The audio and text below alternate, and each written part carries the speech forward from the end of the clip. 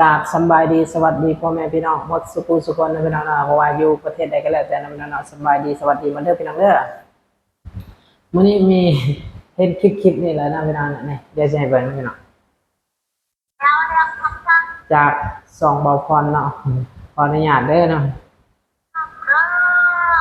นี่นะพี่น้องนี่นะเห็นคลิปนี่นะพี่น้องนะคือมันสำหรับคนไทยอาจจะแปลกนะพี่น้องแต่สำหรับคนลาวเลยอาจจะเห็นได้ถามว่าเห็นได้บ่อยบ่ก็บ่ได้บ่อยปานใดแต่ก็เห็นนะพี่น้องเนาะอาจจะเห็นเนาะนี่เนาะคลิปนี่เนาะก็คือฮู้ว่าพี่น้องอันนี้คืออย่างเนาะเอ่อเดี๋ยวสิมาบอกนะพี่น้องคืออันนี้เนาะถ้าอยู่ประเทศลาวแถวชนบทหรือว่าในเมืองในคนบ่ฮู้นะพี่น้องแต่ชนบทแถวบ้านคนนี่สิเห็นนะพี่น้องเนาะเอากะละมังเหล็กนี่เนาะกะละมังสแตนเลสนี่เนาะเอาไปแลกนะพี่น้องเอาไปแลกหมาแลกแมวเนาะเอาไปแลกหมาแลกแมวนะพี่น้องเพราะว่าจะเป็น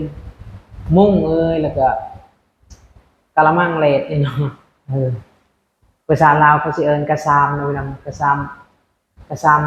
เหล็กกระซามเหล็กนะพี่น้องก็คือในกรงมันก็จะมีหมาแล้วมีหมาแล้วนี่เนาะจะเป็นสีดำใช่ไหมเพื่อเอาไว้ข้างหมาเลยนะ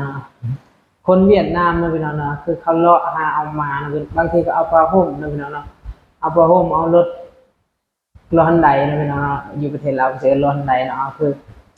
เอาปลาห่มมาแลกหมานะพี่น้องเนาะแลกหมาแลกแมวยังก็เขาเอาไปหมดเนาะก็สิเห็นได้หลายนะพี่น้องชนหลายมีแต่คนเวียดเขาสิมาเฮ็ดแบบนี้เนาะเพราะว่าจะเป็นคายแน่นะพี่น้องนะแล้วก็คายแน่แล้วก็ยังคายแล้วก็ให้ดาวนะพี่น้องเนาะส่วนหลายเนาะเสื้อผ้าเด็กน้อยเนี่ยเนาะคนเวียดนี่เขาสลาดนะพี่น้องเนาะก็คือเขาใส่รถจักรเขาในห้างเลาะคายตามบ้านคนนะพี่น้องเนาะบอนใดเด็กน้อยหลายๆบอนใดมีคนหลายๆแล้วเขาก็ไปขายนะพี่น้องก็คือใส่รถแบบนี้เลยนะพี่น้องนะนี่ใส่รถไปพ่วงไว้นี่เลยใส่รถไปพ่วงไว้นี่แล้วก็หาเลาะคายแถวประเทศลาวแต่แถวชนบทคือคนลาวเขาไม่ค่อยเฮ็ดแบบนี้เนาะเพราะว่าจะเป็นเสื้อผ้าเด็กน้อยเสื้อผ้าผู้ใหญ่เกิบกระซามเล็กนี่เนาะคือสแตนมันยังเกินกระมังสแตนเลสนี่เนาะหาเลาะคายผู้ใดอยากดาวเขาก็จดใส่สมุดเขาไว้เนาะจดใส่สมุดเขาไว้ว่าถ้านั้นเดือนนั้นเดือนนี้เขาสิมาเก็บเนาะเดือนนั้นเดือนนี้เขามาเก็บบางคนก็ดาวของเข้าแล้วบ่ให้ก็มีนะพี่น้องบางคนก็ดาวแล้วก็ไปรีอยู่ป่านะพี่น้องอันนี้ก็มีคือกันนะพี่น้องดาวแล้วบ่อยากให้บ่มีเงินใส่นี้บ่ง่ายใช่กระซามยังที่คล้องใส่กับเพหมดแล้วพี่น้องบ่ว่าจะเป็นกระโตกที่เขากินข้าวนะพี่น้องนะคนไทยเขาเอิ้นอีหยังบ่ฮู้กันนะพี่น้องก็คือกระโตกกินข้าวแล้วก็กระซามเกิบนะพี่น้องรองเท้าเนี่ยเนาะเกิดว่าเลาะคายแถวแต่ละบ้านเนาะในบ้านข่อยนะสิเห็นนะพี่น้องเนาะตอนข่อยยังน้อยเนี่ยก็เคยซื้อเนาะพี่น้องเนาะเคยซื้อเกิบซื้อหยังเนี่ยแต่ถามว่าเกิบดีบ่มันก็บ่ได้ดีนะพี่น้องนะเกิบไปว่าเกิบยางนะเอาใส่แล้วบางทีมันก็เปื่อยแล้วก็หักไปนำเนาะพี่น้องอันนี้สิเห็นบ่อยเนาะพี่น้องแล้วก็เอาผ้าห่มมาแลกมาแล้วก็เอามาขายนะผู้ใดต้องการซื้อเขาก็ขายผู้ใดต้องการเอามาเป็นแลกก็มีนะพี่น้องเนาะก็คือมีหลายนะพี่น้องเนาะอยู่ประเทศลาวส่วนหลายมีแต่คนเวียดนามเนาะอันนี้บ่ได้โจมตีผู้ใดนะพี่น้องเด้อเฮาเล่าตามที่เฮาเคยเห็นนะพี่น้องเนาะตามที่เฮาเคยเห็นตามความเป็นจริงเนาะอันนี้บ่ได้ว่าเฮ็ดว่าบ่ได้สร้างเรื่องนะพี่น้องเนาะคือเห็นนี่แหละครับคือเห็นนี่แล้วคนก็ยังมาว้าวนะพี่น้องบางคนก็สิรู้สึกแปลกเนี่ยบางคนก็สิว่าปกติแต่สำหรับคนลาวเขาคิดว่าน่าจะปกติเนาะเพราะว่าเห็นได้บ่อยเนาะแต่ซุมื้อนี้เห็นหรือบ่เห็นก็บ่ฮู้เนาะพี่น้องเพราะว่าข้อยก็ส่วนหลายสิ ก็คือยังว่าหลายคนมาเห็นงานอยู่ประเทศไทยนะพี่น้องก็บุกก็โดนๆเมื่อทีนึงแหละครับบุค่อยยังบ่เห็นเนาะยังบ่เห็นแต่อันนี้เห็นเขาถ่ายมาลงแล้วครับคอยก็เลยอยากมาเว่านะพี่น้องอยากมาเล่าให้พี่น้องได้ฟังพี่น้องมันมีแบบนี้เนาะแต่สำหรับประเทศไทยบ่มีอยู่แล้วเนาะบ่มี100%ขนาดตีมานี่ยังโดนดราม่าแล้วนะพี่น้องเนาะเพราะงั้นไปเอามาไปเฮ็ดไปสิโอ้ยเฮ็ดบ่ได้เลยเนาะต่างจากไทยหลายเนาะพี่น้องเนาะอันนี้ก็ต้องยอมรับนะพี่น้องว่าอยู่ประเทศไทยเขารักสัตว์หลายเนาะบ่ว่าจะเป็นหมาแมวอิหยังเขาก็เอาไปเลี้ยงเนาะพี่น้องขนาดหมาจรในแคมป์ถนนเขาบางคนเขาใจบุญเขาก็ยังเอาอาหารมาให้ซื้อไก่ย่างยังไปให้นะพี่น้องแต่เสร็จแล้วคนลาวเนี่ย คนลาวบางคนนะพี่น้องบางคนก็เขาก็กินหมานะพี่น้องเนาะต้องยอมรับตรงๆนะพี่น้องบางคนคนลาวเขาก็กินหมาเนาะ บางคนนะพี่น้องแต่มันโมเมนต์หมดทุกคนเนาะแถวบ้านเขาก็เห็นกินเนาะเออแต่ชั่วโมงนี้เขาก็อาจจะกินอยู่แต่มันมันยังกินก็ยังเห็นอยู่เนาะก็ยังเห็นอยู่เห็น YouTube นี่คนเห็น YouTube ในบ้านนั่นแหละเขาถ่ายลงว่ายังกินหมาอยู่เนาะเขาถ่ายลงในซอสในเฟซใน YouTube ไม่ในเฟซนะใน YouTube เนาะกินหมาเอาซะก็ยังมีเนาะพี่น้องเนาะบางคนก็รุ่นเดียวค่อยก็ยังกินเนาะค่อยในตอนยังน้อย ยังน้อยเนาะพี่น้องเนาะคือไปกับโมกับครูก็เลยกินเนาะเคยกินเท่าหนึ่งเนาะพี่น้องเออซีนมันก็คือซีนงัวซีนยังทั่วไปเนี่ยเด็กพี่น้องเราที่จำได้นะ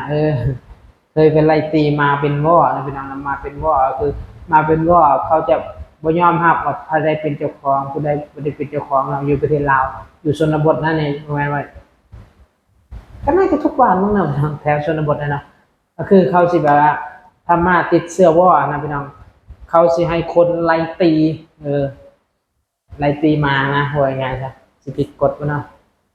ไล่ตีมาแล้วกับผู้ใดตีได้ก็แม่นผู้นั้นเอาไปกินเลยเนาะคือสิกินนำกันกับจะพวกที่ไปนำกันก็สิได้กินนำกันนะพี่น้องเนาะก็ประมาณนี้นะพี่น้อง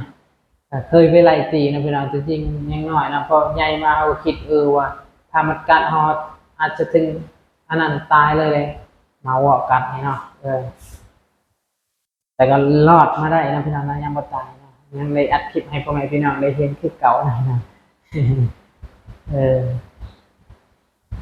สำหรับคลิปนี้สิมาเล่าประมาณนี้นะพี่น้องนะบ่มีหยังหลายนะถ้ามักก็อย่าลืมกดไลค์กดติดตามเพื่อเป็นกำลังใจให้ข้อยและพี่น้องเด้อเสียงก็อาจจะกล้องนะพี่น้องนะเพราะว่าห้องมันเป็นโล่งเนาะห้องบ่มีหยังเลยมีแต่ตู้เย็นเนาะมันก็เลยแบบว่าเสียงก็เลยแบบกล้องนั่นเนาะก็พอเบิ่งพังได้อยู่แล้วว่าพี่น้องเอ้ยฟังบ่ได้จังได๋ก็คอมเมนต์มาบอกได้นะพี่น้องนะคลิปนี้เฮาก็มาเว้าประมาณนี้นะพี่น้องนะโอเคนะพี่น้องขอจบคลิปสำนี้นะพี่น้องนะโดยคลิปนี้ก็บ่มีหยังหลายนะบ่ฮู้สิเว้าหยังต่อเลยนะพี่น้องนะแถวบ้านนะเนาะถ้าว่าคนเลี้ยงหมาเลี้ยงแมวบ่เขาก็เลี้ยงนะพี่น้องนะเขาเลี้ยงจนหลายแล้วเขาเลี้ยงแบบบางคนก็ถ้าว่าเลี้ยงเอาไว้กินบ่ก็บ่นะพี่น้องนะบ่มีเลี้ยงไว้กินแต่ว่าเลี้ยงไว้ว่าให้เฮาคนเลยถ้ามันดื้อนะพี่น้องถ้ามาเอาอะไรดื้อนี่เขาสิคาทิ่มเลยไว้คาคายไปกินเลยเนาะบางคนก็คายตัวละสักร้อยประมาณ200 บาทนะพี่น้องหมาเนี่ยเนาะ200หรือ400 บาทนี่แหละประมาณนี้แหละตัวนึงนะตัวใหญ่ๆงามๆเนี่ยก็ประมาณ400 บาทเนาะคือแต่ก่อนเรายังจำได้นะพี่น้องมาก่อนนี่เป็นว่อนะพี่น้องคือโคตรเสียดายแห้งเรื่องมาแปลว่ามานำไปชาลาวก็มาก็คือไปหาหนูหากบยังได้นะเวลาเขาพาไปหาหนูหากบยังได้เขาก็เลยหักมันโอ้ยเนาะมาคักเลยเนาะแต่ว่าติดเสื้อว่อเนาะก็เลยแบบว่ามีทางเลือกมันกำลังเหงาอยู่นะเฮาอยู่ประเทศลาวไปว่าบ่มีได้พี่น้องว่าบ่คือคนไทยได้พี่น้องว่ามาป่วยยังสิเอาไปโรงหมอบ่มีทางนะเขาจะคายเลยเขามีคนซื้อกันนะพี่น้องถ้าบ่มีคนซื้อก็รอให้มันตายแล้วก็ไปฟังเลยเนาะ จะบ่มีคนเข้าไปใกล้นะเพราะว่าไปช่วยมันในนั้นนี่บ่เขาย่านมันกัดนะพี่น้องเนาะเพราะว่าคนในบ้านหมาวอกกัดคนหนึ่งนะพี่น้องแล้วรักษาบ่ได้เลยตายนะพี่น้องเออประมาณนี้เนาะพี่น้องก็เลยก็เขาย่านนะพี่น้องเขาก็เลยย่านเลยว่าบ่เอาดีกว่ากับประมาณนี้นะพี่น้องนะก็ขอจบคลิปสำนี้นะพี่น้องเนาะวันนี้บ่มีหยังหลายนะโอเคนะพี่น้องนะขอจบคลิปสำนี้เด้อพี่น้องเด้อฝากกดไลค์กดติดตามเพื่อเป็นกำลังใจให้ค่อยได้เด้อพี่น้องเด้อซองเบ้าเคียวสตูดิโอนะพี่น้องนะจากที่ใส่ชื่อนี่บ่ก็ยังบ่แน่ใจนะพี่น้องนะอนาคตอาจจะเปลี่ยนนะพี่น้องอนาคตอาจจะเปลี่ยนชื่อไปใส่ชื่อจริงของค่อยเนาะแต่ก็ยังบ่บอกนะว่าสิไปใส่ชื่อหยังเนาะแต่ก็รอติดตามกันนะพี่น้องเนาะถ้าได้มีโอกาสนะพี่น้องเนาะ ก็สิเฮ็ดคลิปหลายๆแนวนะพี่น้องเนาะให้เนี่ยพ่อแม่พี่น้องได้เบิ่งเนาะเพราะว่าถ้าอยู่ประเทศลาวก็สิเฮ็ดอีกแบบหนึงนะถ้าอยู่ประเทศไทยเฮาว่างแบบนี้เฮาก็เฮ็ดอิหยังก็เฮ็ดอิหยังก็สิมาเล่าให้พี่น้องได้ฟังนะพี่น้องเนาะเราพี่น้องให้สิมาเล่าให้พี่น้องได้ฟังเนาะก็คือที่นี่เฮาที่นี่ค่อยอยู่แบบว่าเฮ็ดงานนะพี่น้องเฮ็ด 8 โมงเข้างานแบบนี้คือตอนนี้ก็มาอัดประมาณ4 ทุ่มเลยเนาะ4 ทุ่มมันถ่ายคลิปแล้วยังแล้วกับมื้ออื่นกับตัดต่อยังมันบ่ค่อยมีเวลานะพี่น้องนะค่อยบ่ว่ามีเวลาแต่ใช้แต่ไปอัดคลิปแบบนี้นะพี่น้องช่วงนี้ก็นอนรู้สึกว่านอนดึกหลาย2-3 เดือนแล้วโอ้เริ่มสิบ่ไหวแล้วพี่น้องเอ้ยแต่ก็ต้องเฮ็ดนะพี่น้องนะเพราะว่าต้องได้ลงคลิปสม่ำเสมอนะพี่น้องเนาะ โอเคนะพี่น้องนะจะเข้าจบคลิปเท่านี้นะพี่น้องว่ายาวเลยเนาะถ้ามาก็อย่าลืมกดไลค์กด Subscribe ให้ค่อยในเด้อพี่น้องเด้อบ๊ายบายนะพี่น้องเนาะโอเคนะพี่น้องเนาะขอตัวไปนอนกันเนาะกดไลค์ให้ค่อยให้ได้พี่น้องเด้อเย้โอเคนะพี่น้องไปเลย